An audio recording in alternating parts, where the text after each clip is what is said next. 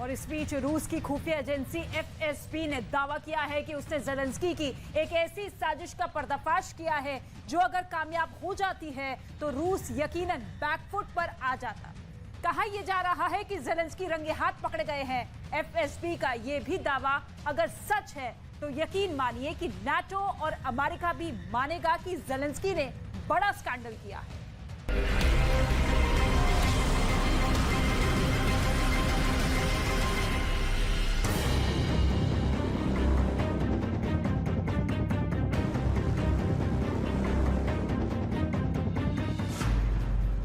जंग के दौरान सबसे बड़ा स्कैंडल।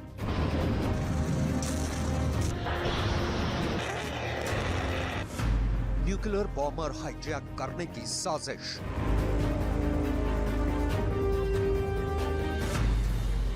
एफएसबी ने किया साजिश का पर्दाफाश।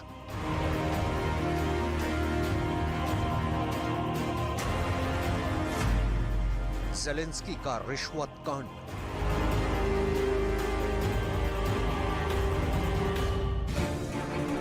कहते हैं प्यार और जंग में सब जायज है और जंग की वजह से रूस के राष्ट्रपति व्लादिमीर पुतिन और यूक्रेन के राष्ट्रपति व्लादिमीर ज़ेलेंस्की के बीच प्यार यानी भाईचारा तो बचा नहीं है। लिहाजा जंग जीतने के लिए दोनों साम दाम दंड भेद यानी हर तरीका अख्तियार कर रहे हैं। रूस और यूक्रेन के बीच पिछले 1 साल से जारी जंग के दौरान रूस की खुफिया एजेंसी एफएसबी यानी फेडरल सिक्योरिटी ब्यूरो ने यूक्रेन के एक बड़े स्कैंडल का पर्दाफाश करने का दावा किया है। और अगर एफएसबी का ये दावा सच है तो यकीनन जंग के दौरान अब तक इससे बड़ा स्कैंडल खुला नहीं है। इतना ही नहीं, एफएसबी के इस दावे का सीधा मतलब ये है कि रूस ने यूक्रेन के राष्ट्रपति ज़ेलेंस्की पर एक बड़ा संगीन आरोप लगाया है। आरोप रूस के पायलटों को रिश्वत देने का।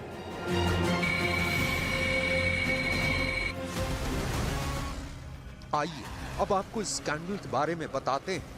एफएसबी के मुताबिक दरअसल दिसंबर 2022 में रूस के एक न्यूक्लियर बॉम्बर व्हाइट स्वान यानी TU-160 को उड़ाने वाले एक इंजीनियर के अमेरिका भाग जाने के बाद रूस की खुफिया एजेंसी एफएसबी बड़ी चौकन्नी हो गई थी।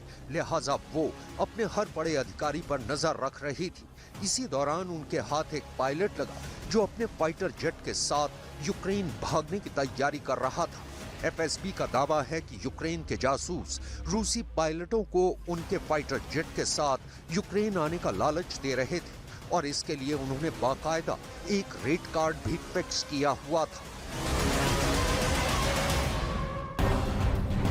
SU-34 के लिए $1 मिलियन यानी 8 करोड़ 22 लाख रुपए, SU-24 के लिए $1 मिलियन यानी 8 करोड़ 22 लाख रुपए, TU-22 के लिए $2 मिलियन यानी करीब 16.5 करोड़ रुपए।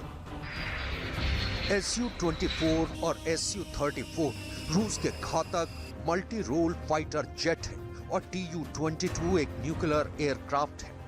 एफएसबी का दावा है कि इस ऑपरेशन में नेटो देशों की खुफिया एजेंसियां भी यूक्रेनी एजेंट्स के साथ शामिल थी और उसने इस ऑपरेशन में शामिल यूक्रेन की खुफिया एजेंसी के एजेंट्स और उनके सहयोगियों की पहचान कर ली है। एफएसबी के मुताबिक इस ऑपरेशन की निगरानी नेटो की स्पेशल सर्विसेज ने की और इन्वेस्टिगेटिव जर्नलिस्ट कंसोर्शियम बेलिंगकैट के एग्जीक्यूटिव डायरेक्टर क्रिस्टो ग्रोजेव भी साजिश में शामिल थे। एफएसबी के मुताबिक ग्रोजेव ने एक यूक्रेनी एजेंट की मदद से मॉस्को के एक पायलट से संपर्क किया था। उन्होंने किसी भी पायलट को रूसी लड़ाकू विमान को हाईजैक कर यूक्रेन में उतारने के लिए $4,000 की अग्रिम भुगतान की पेशकश भी की थी। इतना ही नहीं, ऑपरेशन सफल रहने पर रूसी पायलट से कहा गया था कि उसे पैसे के साथ साथ यूरोपीय संघ के किसी भी देश में परिवार समेत बसाया जाएगा और उनकी सुरक्षा का भी पूरा भरोसा दिया गया था। लेकिन इससे पहले रूस का एक भी फाइटर जेट पायलट यूक्रेन भाग पाता, एफएसबी ने इस साजिश का भंडाफोड़ कर दिया। अगर एफएसबी का ये दावा सच है तो यकीनन अब तक यूक्रेन जंग में इससे बड़ा रिश्वत कांड का खुलासा नहीं हुआ है।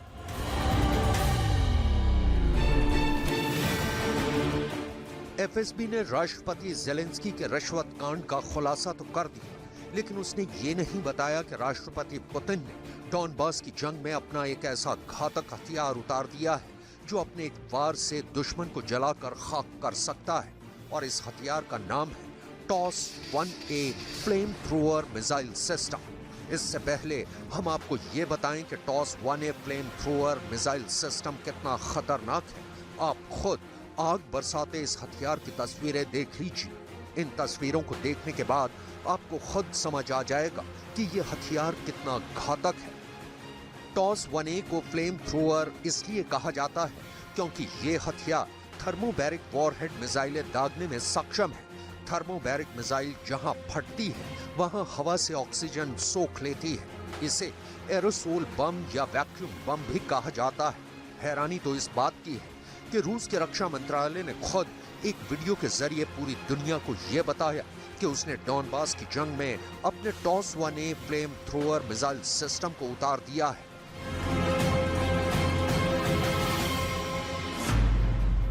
Toss 1A missile system tank mounted launcher system है। रूस इसे अपने T-72 टैंक की चेसीज पर फिट करता है। टॉस 1A एक तरह का शॉर्ट रेंज MLRS यानी मल्टी लॉन्च रॉकेट सिस्टम है। इसमें 24 बैरल लगे होते हैं। टॉस 1A 6 से 12 सेकंड में 24 मिसाइलें दाग सकता है। टॉस 1A दुश्मन की घेराबंदी तोड़ने के लिए कारगर हथियार है। टॉस 1A को 3 लोगों का क्रू ऑपरेट करता है। टॉस 1A के अलग अलग वर्जन 6 किलोमीटर से 10 किलोमीटर मार करने में सक्षम है। टॉस 1A मिसाइल सिस्टम की ऑपरेशनल रेंज 550 किलोमीटर है।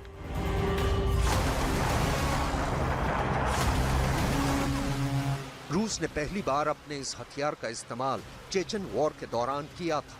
रूस के रक्षा मंत्रालय के दावे के बाद ये बात तो तय है कि राष्ट्रपति पुतिन जल्द से जल्द पूरे डॉनबास पर अपना कब्जा कर लेना चाहते हैं। लिहाजा वो अपने हथियारों के जखीरे में रखे हर उस हथियार का इस्तेमाल कर रहे हैं जिन्हें अब तक उन्होंने रिजर्व में रखा हुआ था। मतलब साफ है कि राष्ट्रपति ज़ेलेंस्की की ही तरह राष्ट्रपति पुतिन भी जंग जीतने के लिए साम दाम दंड भेद यानी हर हथकंडा अख्तियार कर रहे हैं।